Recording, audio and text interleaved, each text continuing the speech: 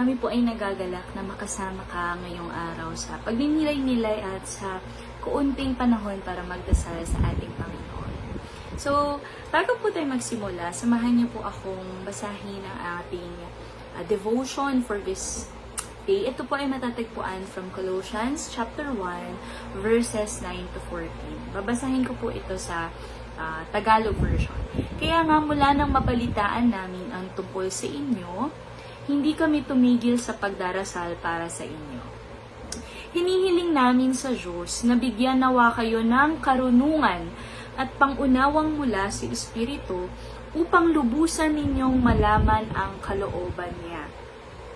Sa ganoon, makakapamuhay kayo ng karapat-dapat at kalugod-lugod sa Panginoon sa lahat ng bagay. At makikita na lumalago kayo sa mabubuting gawa at sa pagkakakilala sa Diyos. Naway palakasin niya kayo sa pamamagitan ng dakila niyang kapangyarihan upang matagalan at matiis ninyo ang lahat ng bagay ng may kagalakan. Verse 12, at makapagpasalamat din kayo sa Ama. Ginawa niya kayong karapat-dapat na makibahagi sa mamanahin ng mga hinirang niyang namumuhay sa kaliwanagan. Verse 13, iniligtas niya tayo mula sa kapangyarihan ng kadiliman at inilipat niya tayo sa kaharian ng minamahal niyang anak. Verse 14, at sa pamamagitan ng kanyang anak, tinubos niya tayo na ang ibig sabihin ay pinatawad na ang ating mga kasalanan. Tayo po'y manalangin. Panginoon, you are our Jehovah Jireh. You are our great provider. We thank you for this morning. And I pray for every heart, Panginoon. Mga pusong nagugutom sa presensya mo, nagugutom sa salita mo. Lord, busugin mo kami ngayong araw. Hayaan mo, Panginoon, na yung daily bread, yung araw-araw na pagkain mula sa inyo, ang aming matikman, ang mag-satisfy sa amin. Alisin mo, Panginoon, lahat ng pagdududa at takot. Hayaan mo mapalitan ito ng pananampalataya at ng kagustuhang mas makilala ka. Holy Spirit, we welcome you. And we pray that you will move in our midst. In Jesus' name we pray. Amen. Ang ganda rin po nito sa English version. Sabi dito, He has delivered us from the domain. Ibig sabihin, nasa kaharian ka ng kadiliman, nilipat ka sa kaharian ng Panginoong Jesus. The kingdom transferred us to the kingdom of His beloved Son. And in verse 14, sabi, in whom we have redemption. Sabi mo, redemption. I am redeemed, the forgiveness of sin. Alam niyo po yung salitang tinubos or redemption. Nung nilikha tayo ng Diyos, kawangis niya tayo. Okay? Hanggang sa dumating yung oras na tayo ay nagkasala for diba, sa story of creation, Adam and Eve. Dahil dun sa pagkakasala na yun, may naging sumpa, may naging curse sa atin. Anong sabi sa Romans 6:23? For the wages of sin is death. Dahil sa pagkakasala natin, hindi lang tayo namamatay physically, pero namamatay din tayo spiritually.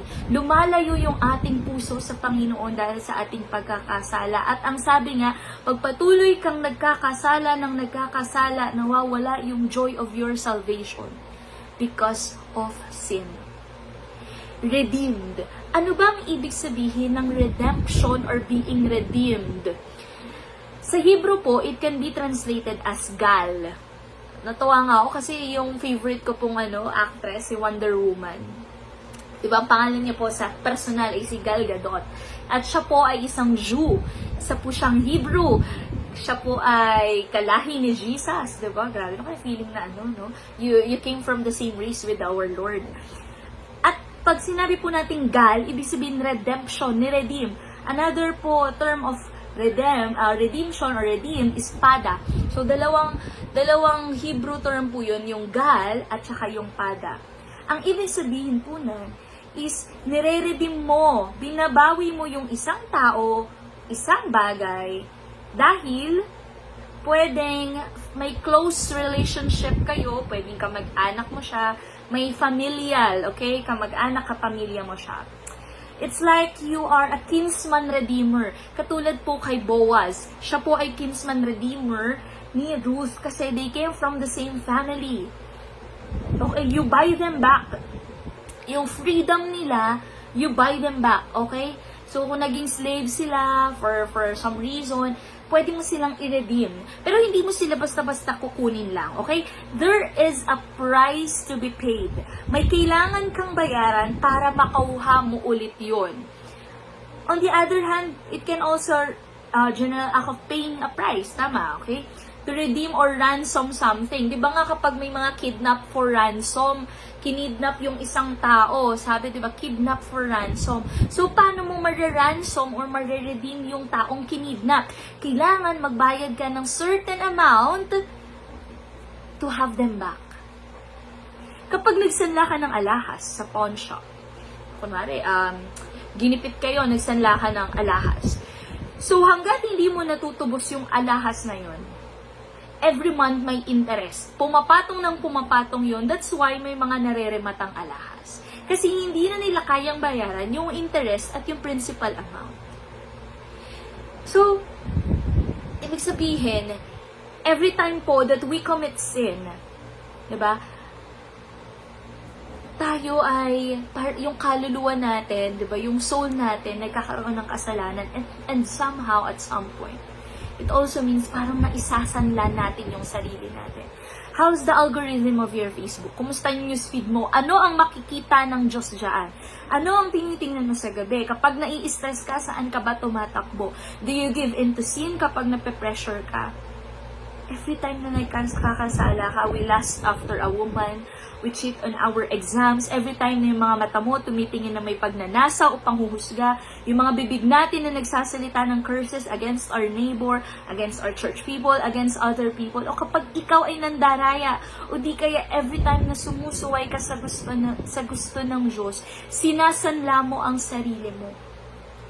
Mark 8:36. What profits a man if he gains the whole world yet forfeits his soul? Nakuha mo nga o nagawa mo yung gusto mo, kapalit naman yung kaluluwa mo. We are all sinner. Lahat tayo ay may karumihan. No one is good. Only God is good. Mark 10:8. Sabi nga sa Isaiah 64:6, kahit yung best effort mo, it is like maruming basahan. A filthy rags before the holiness of our God. So really today, we need to examine our hearts. Lord, saan ba ako nag-fail? Lord, ano bang ginawa ko kanina? Lord, i-reveal mo yung sins ko. Sana makita natin yung kasalanan natin. Yung mga mali natin. Hindi para i-judge ko kayo or i-discourage kayo o i-condemn kayo. O para sabihin na mas magaling ako, mas magaling si pastor, mas magaling kahit sino. No, no, no. Lahat tayo nandito because of God's grace. Dahil naawa lang yung Diyos sa atin, kaya tayo nandito. Kung hindi natin nakikilala yung kadiliman natin, hindi natin papahalagahan ang liwanag ng kapatawaran ng Diyos sa ating buhay. Paano ka hihingi ng forgiveness? Paano mo i-receive yung forgiveness kung hindi mo nakikita yung kasalanan mong kailangan ng forgiveness? Today, ang binasa natin, it serves as a hope. Pag-asa. May pag-asa ka pa. Kung may nakikinig ngayon na pakiramdam mo, ang layo mo na sa Lord, para Lord, hindi na kita makita, hindi ko na maramdaman yung presence mo. Mabigat yung pakiramdam mo, feeling mo napakalaki ng kasalanan mo, pakiramdam mo hindi ka na worthy para maglingkod sa Lord. You feel guilty or maybe hindi mo mapatawad, hindi mo magawang patawarin ang sarili mo. Kapatid, here is the good news. Iniligtas niya tayo mula sa kapangyarihan ng kadiliman. Ano mang dilim yan, mas matindi ang liwanag ng Diyos. That's from John 1:5. At hindi ka lang hinayaan ng Lord na ma-stay ka dyan sa kadiliman. Sabi dito sa Colossians, inilipat niya sa kaharian ng minamahal niyang anak. Nasa kaharian ka na ng Diyos. Inalis ka na dyan. Inalis ka na ng Lord dyan sa kasalanan na yan. Dyan sa guilt na yan. Sa pagkaalipin na yan. Sa kadiliman na yon. Inalis ka na ng Lord dyan. Verse 14, at sa mamagitan ng kanyang anak, tinubos niya tayo. Diba? Ang sarap sa feeling ng after, ang tagal-tagal mong iniinteresan yung isang napakahalagang alahas mo. Finally, may nagbigay ng pera sa'yo, o Johara, o ayan, pambayad, pangtubos. Okay, that's the term, pangtubos mo doon sa nakasanla mong alahas. Ang sarap dun sa feeling na yung isang bagay na sa'yo naman talaga, dahil sa isang sitwasyon, sa circumstances, na wala sa'yo, and now you have the money, you have the means to buy them back. Pumarito si Jesus upang iligtas ka. Kahit feeling mo, ikaw yung alahas na nasa pawn shop ngayon, Jesus is here to redeem you. Andito siya upang tubusin ka. There is no redemption without a price. Hindi ka pwede pumunta doon sa pawn shop, sabihin mo lang tutubusin mo, sabihin sa'yo doon, asan po yung pangtubos? Asan po yung pera? And you know what? A price has been paid, kapatid. At ano yung pinambayad? Jesus. Si Jesus yung naging kapalit mo. Si Jesus yung pinambayad para matubos ka. It's the blood of Jesus para ma-forgive ka. It's the sacrifice of Jesus para kahit anong tigas ng ulo mo, kasalanan mo, maging okay ka ulit sa Lord. Sarili niyang dugo ang pinantubos sa'yo para hindi ka mamuhay dyan, para hindi ka maalipin dyan sa kasalanan na yan. You are better than that, kapatid. And today, if you feel so tired of fighting the same struggles, may ganun akong experience na, Lord, ito na naman. Bumabalik na naman ako dun sa same old struggle, same old sin. Pero na-encourage ako nung may nabasa ako na sometimes we have to fight the battle twice to win. Minsan hindi twice, minsan thrice, minsan 100 times, 1,000 times. Pero alam niyo po yung maganda doon. Keep on fighting. Bakit? Anong sabi sa Romans 8, verse 3? You are more than a conqueror. Ikaw ay kampiyon sa mata ng Diyos. So today, kapatid, you ask forgiveness. Ask the Holy Spirit, i-reveal sa iyo yung mga pagkukulang mo, yung mga kailangan mong ihingi ng tawa. Then stop feeling guilty about it. Huwag ka nang mag-guilty doon. Stop beating yourself up. Kaya hindi tayo naniniwala sa penitensya kasi we believe that the sacrifice of Jesus Christ is finished, is complete, and it's absolute. Wala na tayong pwedeng idagdag o ibawas sa sinacrifice ng Diyos sa atin. So stop beating yourself up. Huwag mong ipenitensya yan. Huwag mong i-ano sarili mo, sama-sama ko, wala na akong pag-asa, ganito na lang ako, Lord, ayoko na. Huwag ganon. Huwag mong sayangin yung sacrifice ni Jesus para sa'yo. Tinubos at pinatawad ka na ng Diyos. Kaya patawarin mo na rin ang sarili mo. You are a gal. You are redeemed. Diba kanina, yung Hebrew word natin, gal. Pada. You are redeemed. Ikaw ay tinubos. Anong sabi lagi ni Jesus kapag may evangelize siya? You go and sin no more. I want to invite every heart today, if you feel that you need to ask God for forgiveness again, let's approach Him. Kung meron din dito na ikaw naman yung kailangang mag-release ng forgiveness, maybe sa sarili mo o sa ibang tao, I invite you to this prayer. Or maybe some of you here feeling mo ang layo mo sa Lord. Or feeling mo lagi ka namang sa church pero parang hindi mo maramdaman yung presence ng Panginoon. Or maybe some of you here, you're so tired of fighting. Hindi mo makita yung kung hanggang saan yung struggle or yung problem na yun. Come on. Let's pray, Lord. Hallelujah. We thank you for your word. Salamat, Panginoon, kahit paulit-ulit na minsan namin naririnig itong mga salita mo, Lord. Salamat kasi may fresh revelation lagi. Tinubos mo kami. Tinubos mo kami, Panginoon. Hindi na namin kailangang mabuhay bilang isang alipin.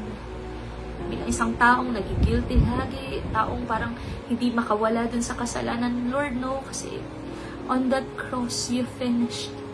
On that cross, you won us over again. On that cross, you redeemed us. On that cross, Lord, natubos na kami. And I pray for every heart right now. May pinagdadaanan. Lord, nalalaman mo ito. Hindi ka Diyos na tulog, Panginoon. Hindi ka Diyos na nakapikit. Lahat ng bagay na nangyayari sa buhay namin noon, ngayon, at yung mga darating pang mangyayari sa amin, Lord, nalalaman mo lahat ng iyon. At ang sabi mo nga at ang pangako mo, Lord, ang grasya mo ay laging sapat. Yun, Lord, yun yung hinihingi namin ngayon. Your grace. We ask for your grace. We ask for your forgiveness. We ask for more strength. We ask for more bravery. We ask for more anointing, Lord. We ask for more revelation. We ask for more forgiveness, Lord, kasi ang dami naming nagagawang mali. And I pray, Lord, i-restore mo kami dun sa joy of our salvation. Yung joy nung una ka namin nakilala, yung joy nung una ka namin tinanggap. At hayaan mo, Panginoon, nalalakad kami. Hindi na namin daladala yung guilt ng sin. Hindi namin daladala yung past namin. Kundi, Lord, we are free. Magaan kaming lalakad at magaan kaming susunod. Kasi naniniwala kami, Lord, you took care of our sins. And help us, Panginoon, na patuloy na itry na gawin ang kalooban mo. Though hindi kami perfect, may mga mistakes pa rin along the way. Pero Lord, ang mahalaga, we sin less. Kumukonti, we are in the process of being Christ-like. We are in the process of being sanctified, Panginoon. And Lord, we continue to give ourselves to you. Ang aming buhay, Panginoon, ay hindi na lamang para sa aming sarili. Ang buhay namin ay para sa iyo. Maraming salamat, O Lord. Ingatan niya ang bawat isa ngayong araw, mga nakikinig, ang kanilang pamilya, ang kanilang mga kabuhayan, kanilang lahat ng gagawin, Panginoon. I-bless mo ito, i-protect. This is all we pray. We thank you, Jesus. In Jesus' name we pray. Amen.